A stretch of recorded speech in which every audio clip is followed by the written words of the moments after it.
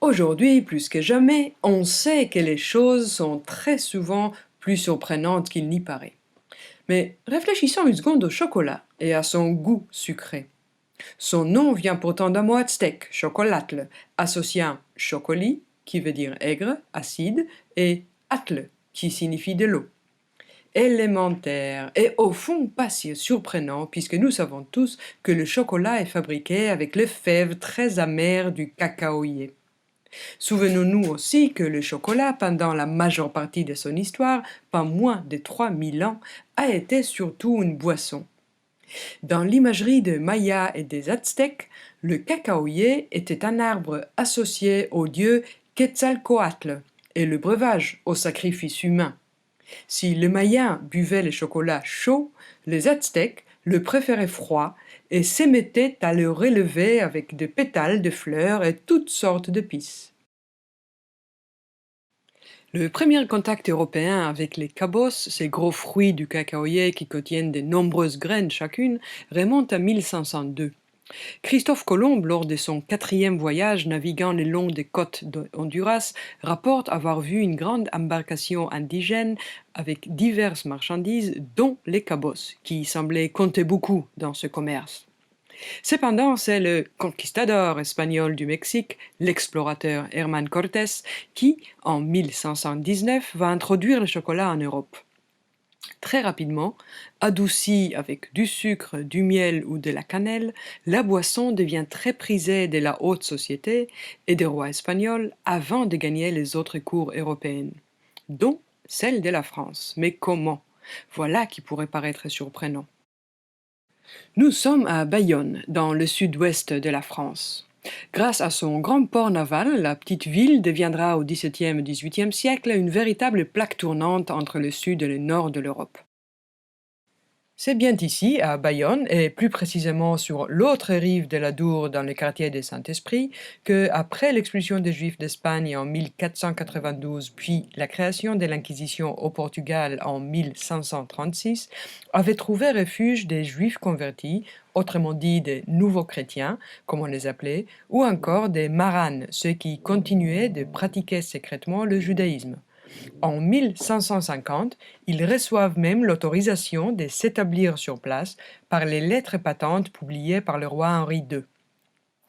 Nombreux de ces nouveaux chrétiens, ou des maranes, connus sous la dénomination de la nation portugaise, étaient des commerçants et des marchands. Ils apportaient à Bayonne leur savoir-faire et leurs instruments pour fabriquer du chocolat, ainsi que leurs nombreux contacts avec le Nouveau Monde.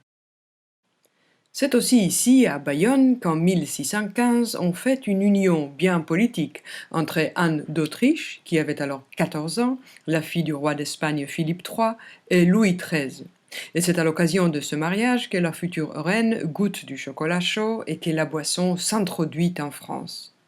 Mais c'est un peu plus tard, sous le règne de Louis XIV et son épouse Marie-Thérèse d'Autriche, que le chocolat espagnol fait véritablement son entrée au palais de Versailles et se répand dans l'aristocratie française. Reste que les choses ne se passent pas aussi paisiblement à Bayonne, surtout pour les Juifs. Le chocolat étant un produit de luxe réservé à la haute société, chaque chocolatier entourait ses techniques et son savoir-faire du plus grand secret. Or, les Juifs n'étaient autorisés à rester à Bayonne que le jour et devaient regagner le quartier de Saint-Esprit la nuit. Lentement, ils transmettent leur art à des apprentis chrétiens, des rivalités entre fabricants apparaissent et une série de restrictions empêchent les commerçants juifs de pratiquer leur métier. Le point culminant survient en 1761 avec la création d'une guilde de la Corporation des chocolatiers, stipulant qu'il faut appartenir à l'Église catholique, apostolique et romaine pour être maître chocolatier. Quelques années plus tard, face aux protestations et pas seulement des marchands juifs, le Parlement du Bordeaux supprime la guilde.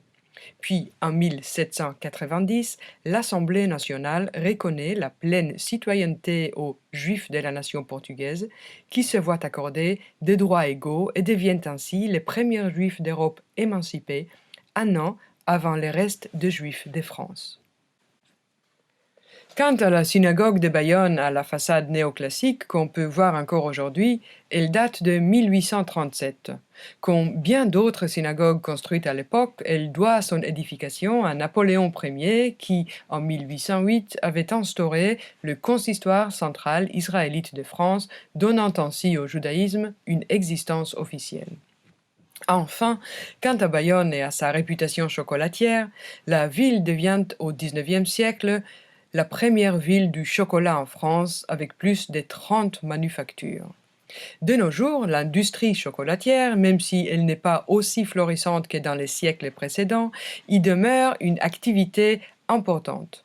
Outre les deux manufactures historiques Cazenave et Darens, on peut savourer les produits de certains chocolatiers modernes comme Monsieur Chocolat et l'Atelier du chocolat, qui offrent dans leur fabrique des parcours découvertes et des dégustations pour entrer au cœur de l'univers du chocolat. Voici de quoi aiguiser notre curiosité et se régaler les papilles.